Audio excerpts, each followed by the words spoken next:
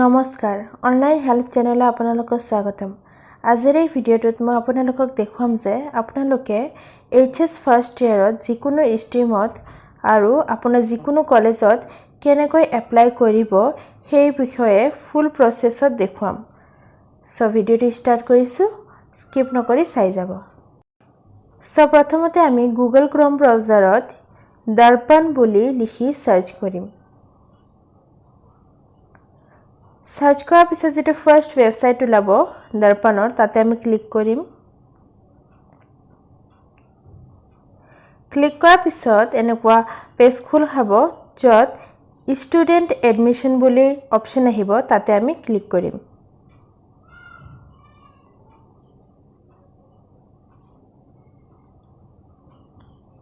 Click কৰাৰ পিছত এনেকুৱা ইন্টাৰফেস আহিব যত লিখা আছে login a student, login as student. So আমি ইয়াতে যেহেতু লগইন কৰিবলৈ প্ৰথমতে ৰেজিষ্টাৰ কৰিব লাগিব, সেই কাৰণে আমি ইয়াতে ক্লিক হিয়াৰত ক্লিক কৰিম। ক্লিক হিয়াৰত ক্লিক কৰাৰ পিছত ইয়াতে ষ্টুডেন্ট এডমিশন ফৰ্মখন খুল খাই যাব, যত আমি প্ৰথমতে আমাৰ বৰ্ডটো সিলেক্ট কৰি লম। ইয়াতে সিলেক্টেড কৰি আমি সেভাৰ বৰ্ড সিলেক্ট কৰি লম। নেক্সট ইয়াতে select class 10th exam passing year. আপুনি যেটো বছৰত মেট্ৰিক পাস কৰিছিলে হয়তো আপোনাৰ গেপ হ'ব পাৰে, ইয়াতে চুজত আপুনি টেপ কৰি আপোনাৰ যেটো ইয়াৰ আপুনি যেটো মেট্ৰিক পাস কৰিছিলে হেতু ইয়াৰ ইয়াতে সিলেক্ট কৰি লম। লোৱাৰ পিছত name of class 10th examination ইয়াতে আমি HSLC আৰু যদি আপোনাৰ হাই মাদ্ৰাসা হয় হেনেকুৱা ধৰণৰ আমি ইয়াতে টাইপ কৰি দিম। তাৰ পিছত ইয়াতে আমি আমাৰ যেটো ৰোল কোড থাকে কোডটো আমি ইয়াতে এন্টাৰ কৰিম। কোডটো এন্টাৰ কৰাৰ পিছত ইয়াতে আমাৰ ৰোল নাম্বাৰটো এন্টাৰ কৰিম চুজত ক্লিক কৰি। ৰোল নাম্বাৰ এন্টাৰ কৰাৰ পিছত ইয়াতে নেক্সট মাৰ্কস অবটেইন, আপুনি যিখিনি নাম্বাৰ পাইছে টোটাল নাম্বাৰ, এই টোটাল নাম্বাৰটো ইয়াতে আমি এন্টাৰ কৰিম। নেক্সট আমি ইয়াতে টোটাল মাৰ্কস আমাৰ এন্টাৰ কৰিম, কিমান মাৰ্কসৰ এক্সাম হৈছিল, যেটো 600 হ'ব হেতু এন্টাৰ কৰিম। তাৰ পিছত পাৰ্সেন্টেজটো ইয়াতে অকলে আহি যাব। তাৰ পিছত ইয়াতে your full name, আমাৰ এডমিট কাৰ্ডত যেনেকুৱা নাম আছে আমাৰ ফুল নেমটো ইয়াতে আমি এন্টাৰ কৰিম।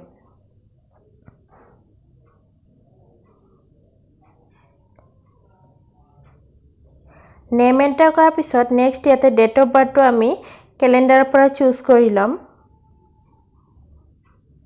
ডেট অফ বাৰ্থ চুজ কৰাৰ পিছত নেক্সট ইয়াতে আমি মাদাৰ্স নেমটো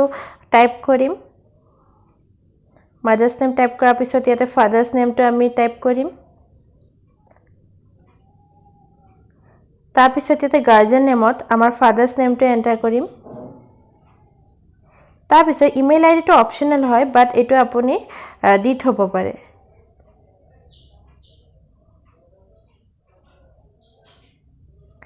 ইমেইল আইডি দিয়াৰ পিছত নেক্সট ইয়াতে 10 ডিজিট মোবাইল নাম্বাৰ, আপোনাৰ যেটো মোবাইল নাম্বাৰ সেই মোবাইল নাম্বাৰটো ইয়াতে এন্টাৰ কৰিম।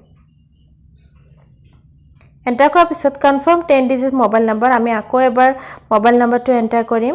এন্টাৰ কৰাৰ পিছত নেশনালিটি সিলেক্ট কৰা থাকিব। তাৰ পিছত এড্ৰেছ ফৰ কমিউনিকেশনত আমি আমাৰ ফুল এড্ৰেছ ইয়াতে ফিল কৰিম। প্ৰথমতে আমাৰ এড্ৰেছ লাইন 1ত আমাৰ হাউস নাম্বাৰ, লেন্ডমাৰ্ক, ভিলেজ এইখিনি আমি ইয়াতে টাইপ কৰিম।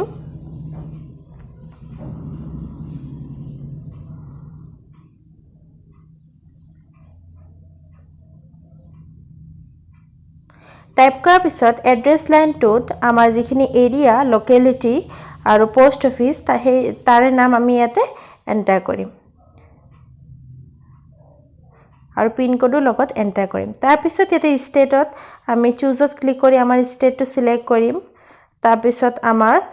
জিলাটো ইয়াৰ পৰা ডিস্ট্ৰিক্টটো সিলেক্ট কৰিম। পোষ্ট অফিসৰ নামটো আমি ইয়াতে এন্টাৰ কৰিম। এন্টাৰ কৰাৰ পিছত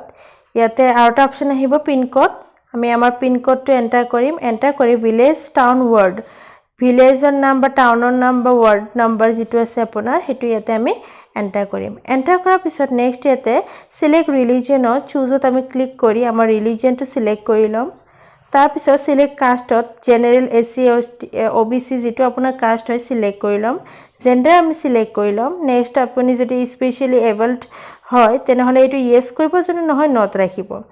যদি আপুনি টি ট্ৰাইব কমিউনিটিৰ হয় এটো ইয়েস কৰিব নহলে এটো নট ৰাখিব দিব নেক্সট এটো যদি আপুনি ইডব্লিউএস হয় তেনেহলে ইয়াতে ইয়েস দিব আৰু যদি নহয়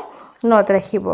তাৰ পিছত যদি আপোনাৰ কিবা এক্সট্ৰা কাৰিকুলাৰ সাৰ্টিফিকেট আছে এনসিসি বা স্পৰ্টছৰ কালচাৰেল ইয়াতে আপুনি ইয়েস দিব নহলে এটো নট ৰাখি থৈ দিব তাৰ পিছত ইয়াতে নেক্সট আমি আমাৰ photo passport size photo upload কৰিব লাগিব যত আমি ব্ৰাউজাৰত ক্লিক কৰি আমাৰ পাসপোৰ্ট সাইজ ফটো আপলোড কৰিম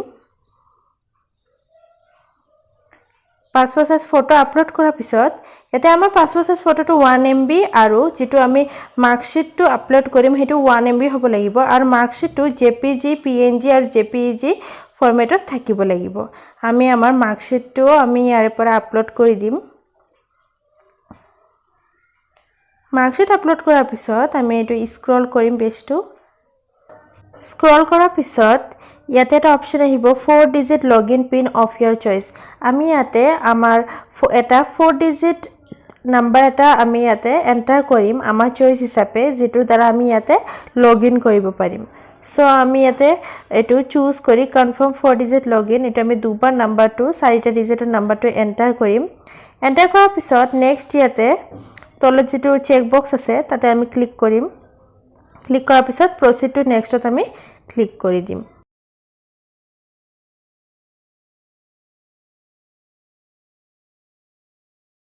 প্ৰসিড টু নেক্সটত ক্লিক কৰাৰ পিছত আমাৰ যেটো এডমিশন ফৰ্ম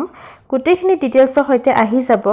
গুটেখিনি ডিটেইলছ ইয়াতে শো কৰিব আমি এইটো এবাৰ শুদ্ধকৈ চেক কৰি নেক্সটত ক্লিক কৰি ইয়াতে আমি পপআপত ওকে কৰি দিম তাৰ পিছত আমি কিছু সময় ওয়েট কৰিম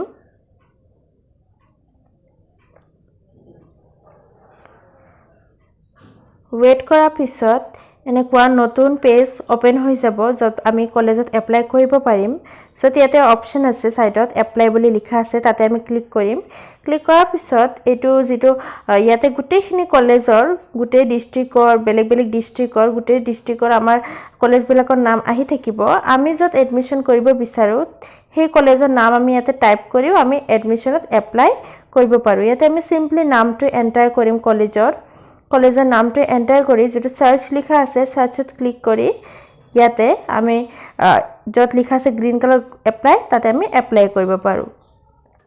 কিন্তু কলেজৰ নাম কেতিয়াবা সাৰ্চ কৰিলে ইয়াতে শো নকৰে তাৰ বাবে আমি ইয়াতে ফিল্টাৰ ক্লিক কৰি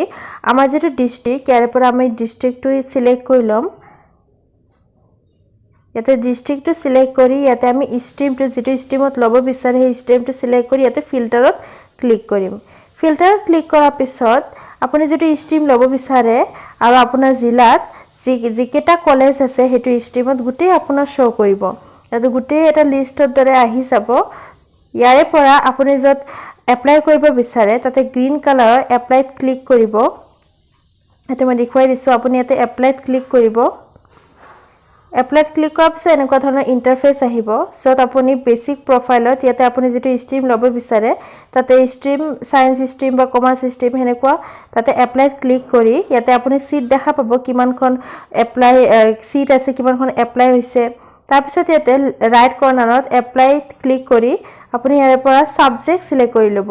এটো কোৰ 1ত আপোনাৰ ইংলিশটো সিলেক্ট কৰা থাকিব কোৰ 2ত আপুনি